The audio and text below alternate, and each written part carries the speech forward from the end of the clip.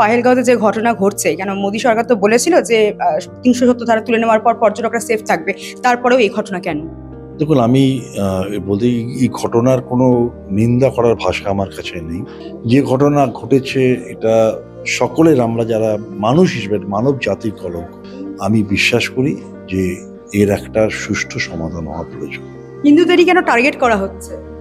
দেখুন, আমি বলি এই হিন্দু মুসলিম বলে ঘটনাটা যদি আমরা এইভাবে দেখি তাহলে বোধহয় সঠিক বিচার হবে না।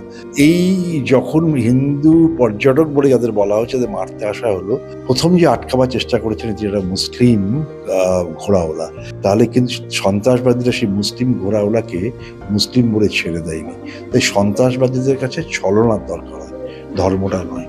সম্প্রতি একটা যে ঘটনা ঘটে গেল, গতকাল আমরা দেখলাম যে ভূস্বর্গের মতো একটা, যেখানে পর্যটকরা একটা নেচার বিউটিটা, সেখানে জঙ্গি হামলা, এই ঘটনায় কি বলবেন? এটা খুব দুঃখজনক। আর এই ধর্ম নিয়ে হানাহানি, এটা মানে আমার মনে হয় কোনো ধর্ম বলে যায়নি এগুলো, তাদের মানে ধর্মগুরুরা কেউ এসব কথা বলে যায়নি। এটা মানে কি বলবো, মানুষের একটা কি যে ভেতরের একটা মানে কি জানি, যতদিন হচ্ছে মানুষ হিংসাত্মক হয়ে উঠছে এবং বেশি মানে এটা বেরিয়ে আসছে। এটা এই টেররিস্টদের আমি মানুষ বলেই মনে করি, ওটা কোনো ধর্মের নয়।